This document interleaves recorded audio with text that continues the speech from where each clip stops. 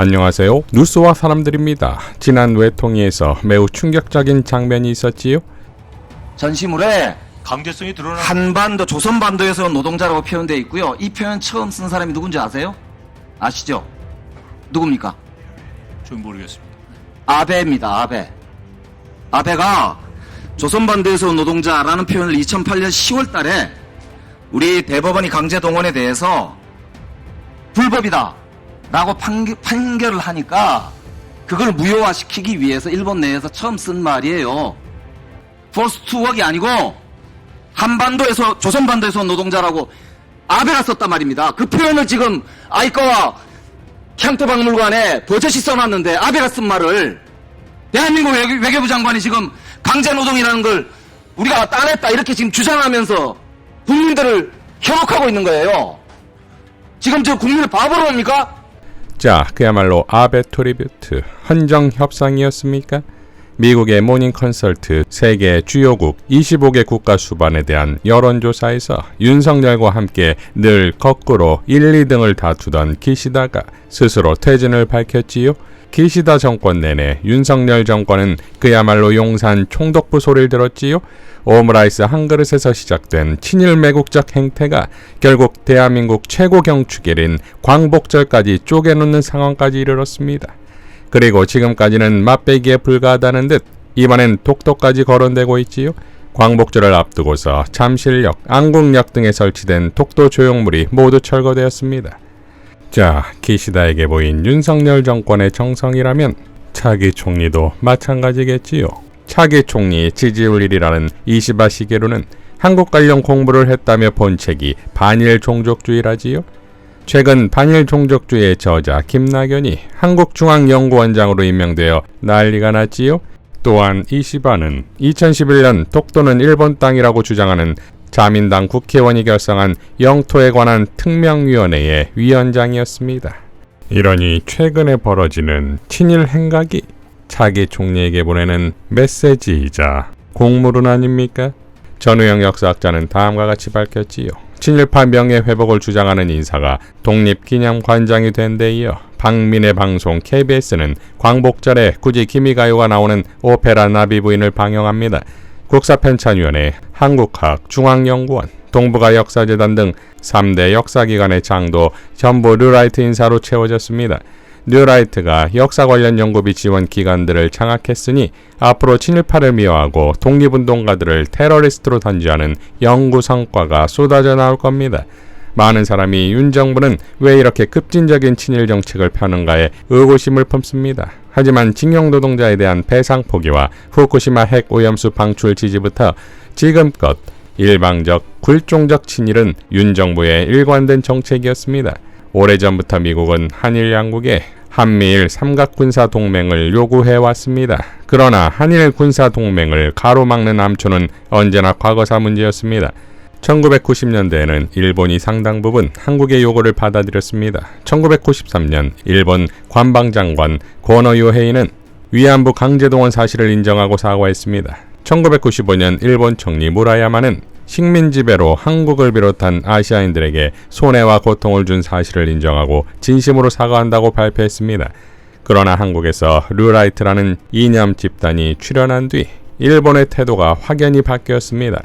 한국에 자진해서 친일하는 무리가 있는데 굳이 반성과 사과의 뜻을 표할 필요가 없다고 판단했을 겁니다. 윤석열 정부는 단시일 내에 친일파를 대량 육성함으로써 한일 간 과거사 문제를 해결하는 방안을 선택했다고 봅니다.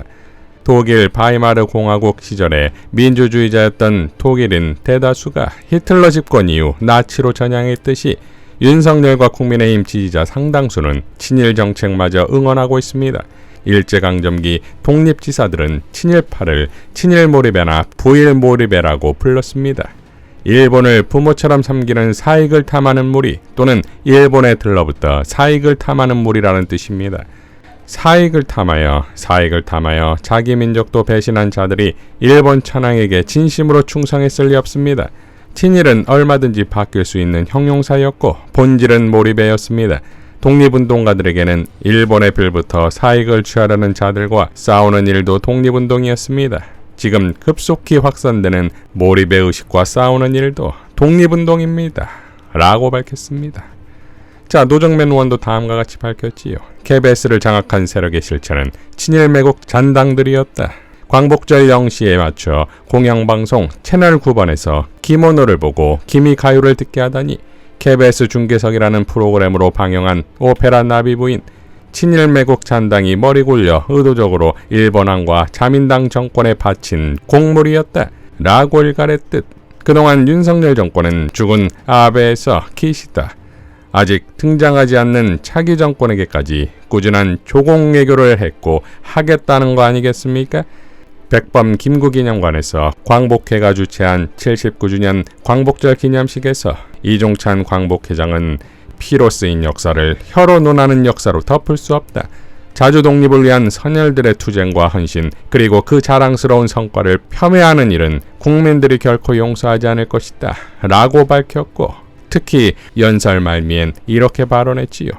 공식적으로 써온 기념사인데 여러분을 뵙게 되니까 제가 마음속에 있는 말을 한마디 더 해야 되겠습니다.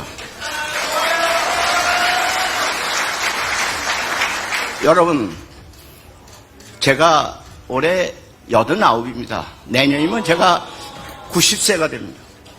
저는 좀 운명인지 모르겠습니다만 이승만 대통령 시대부터 현재 윤석열 대통령 시대까지 그리 멀지 않은 위치에서 역사를 봐왔습니다. 거기서 진리를 터득했습니다. 그 진리의 내용이 뭐냐? 긴 역사 속에서 역사는 권력의 편이 아니라 정의의 편이었습니다, 여러분.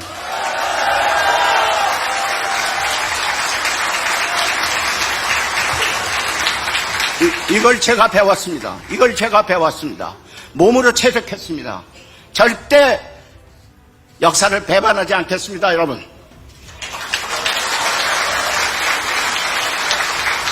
오늘 기념사의 맨 마지막을 건국기원 4357년 서기 2024년 대한민국 106년 8월 15일입니다, 여러분. 김감년 광복회 독립영웅아카데미 단장도 이렇게 포효했지요. 대통령의 제1의 의무는 국민의 안녕과 평안을 지키는 것입니다. 이를 위해 국민의 통합을 이끌어야 합니다. 이 찢어지고 부서지고 깨어진 현실의 책임을 광복회와 국민에게 전가하고 있습니다. 누가 이배용을, 누가 김광동을, 누가 이진숙을, 누가 김낭년을, 누가 김영석을 임명했습니까?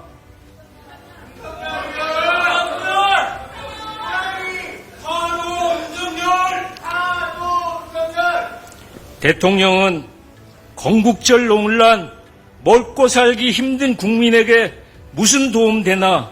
라고 했습니다. 이것도 똑같이 되묻겠습니다.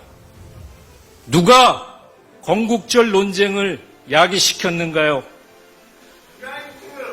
그리고 항일 의병 투쟁과 독립운동, 3.1 독립선언과 임시정부 수립, 1945년 8월 15일 나라를 되찾은 역사는 우리 민족의 혼입니다. 길은 하나입니다. 지금까지의 친일 편향의 국정 기조를 내려놓고 국민을 위해 옳은 길을 선택하십시오. 그것이 후손들과 국민 모두가 사는 유일한 방법입니다. 그럴 생각이 없다면 대통령직에서 물러나십시오.